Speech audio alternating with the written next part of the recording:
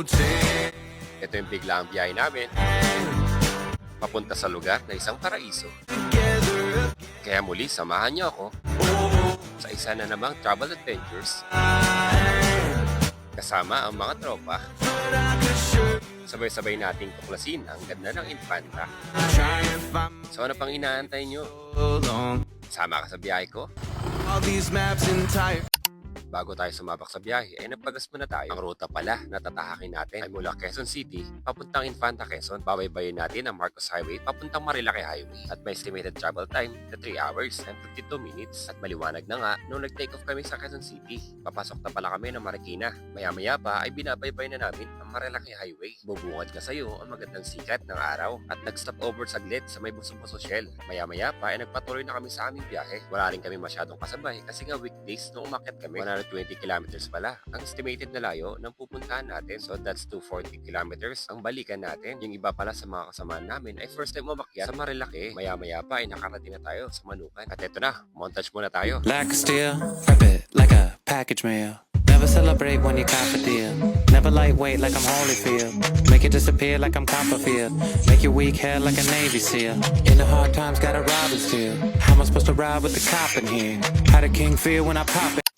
At nagpatuloy na nga tayo sa biyahe. Medyo nasarapan sa pagtambay kaya kailangan bumakba para makarating kami sa oras ng aming itinerary. Ang next stop na namin ay sa may lihim na Lagusan. Siyang pala kami magkakasama sa biyahe na ito. Nung nakaraan nga lang ay pinagkikwentuhan lang namin ang ride na ito na buong akala namin ay hanggang drawing na lang. At eto na nga at natuloy. Sabi nga ng isang quote sa Facebook, kapag matagal nyo pinagplanuhan ay hindi matutuloy. Kapag biglaan ay matutuloy yan. Kaya kayo, ituloy nyo na yung ride nyo. Gaya ng mga sinasabi ko sa huling vlog ko, hindi mo kailangan ng malaking halaga para mag-enjoy. At andito na tayo sa lihim na Lagusan. Tingnan mo naman yung view na yan.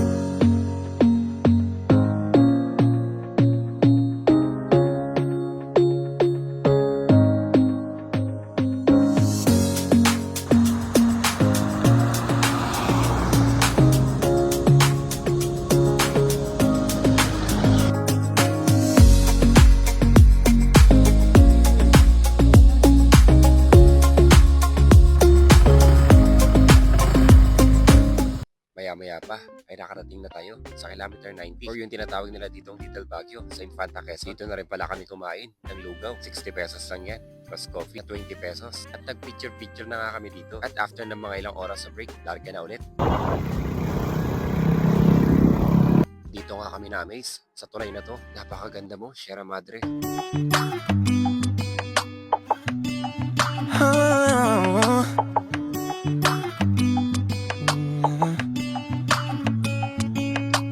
Picture's worth 1,000 words, but it can't say it all. It's got you and me, a bottle of beam, the end of the night in the middle of fall. What about? How did we get there? How did it end? Watercolor painted sky. Do you remember all that we did? Tell me you didn't forget.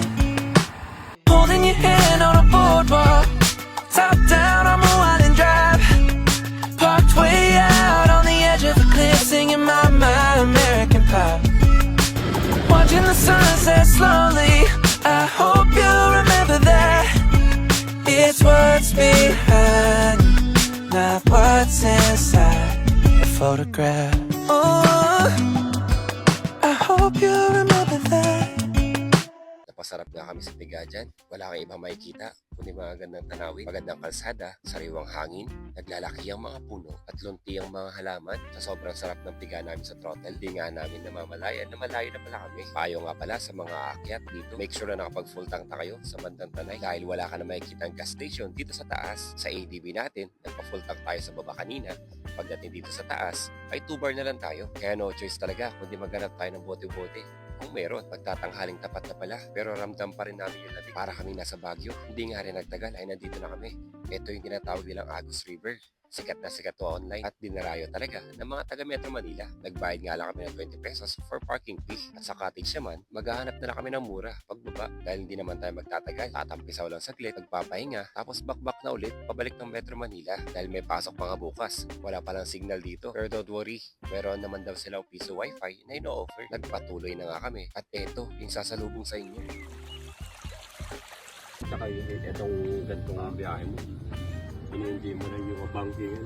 Ay, diretso. Pag ano yun, dumiretso nga. Yung nag-ano Nakasunod kayo. ako kay Monde. Ako, Pag- na, yung pagtingin sa ko malayo pala na tumingin sa- ako sa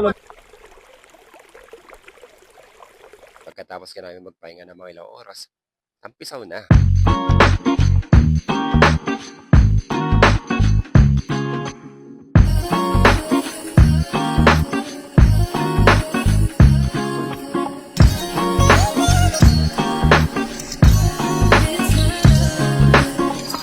Yung cottage pala na binayaran namin is worth 500 pesos. Pero kung gusto niyo naman ng floating cottage kagaya na nasa picture, that is 1,500 for 24 hours. In our case, libre lang yan sa amin. Binokoboka nga lang namin yung caretaker na pwede daw namin gamitin habang wala pa nagre-renta. 4 na oras ka kaming tumambay sa Agus River. Napag-desisyon ng umalis na dahil baka abutan pa kami ng tikim sa daan. Ang total expenses nga namin bawat rider ay wala pang 1,000 kasama na yung gas, pagkain, entrance sa place, at bayad sa cottage. Napakasulit, di ba?